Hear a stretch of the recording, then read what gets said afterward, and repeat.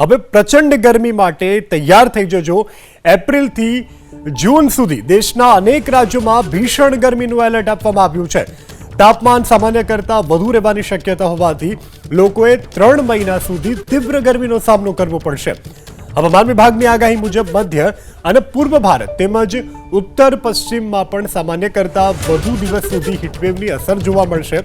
રાજસ્થાન, હરિયાણા, ગુજરાત, પંજાબ, મધ્યપ્રદેશ, મહારાષ્ટ્ર, ઉત્તર પ્રદેશ, બિહાર, ઝારખંડ, પશ્ચિમ બંગાળ, ઓડિશા, છત્તીસગઢ, તેલંગાણા, આંધ્રપ્રદેશ ઉપરાંત કર્ણાટક અને તમિલનાડુના ઉત્તરીય ભાગોમાં પણ ગરમીના દિવસો સામાન્ય કરતાં વધુ રહેવાની શક્યતા છે।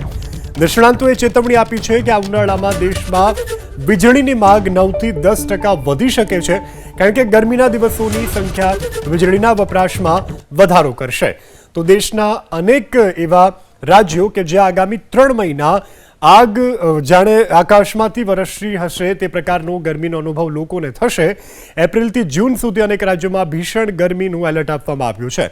તો ગુજરાત સહિતના 16 રાજ્યોમાં સૌથી વધુ હીટવેવની અસર જોવા મળશે અને ગરમીને કારણે ઇલેક્ટ્રિસિટી જે સપ્લાય છે તેનો બમણો ઉપયોગ આ વખતે થાય તેવી પણ શક્યતા વ્યક્ત કરવામાં આવી રહી છે।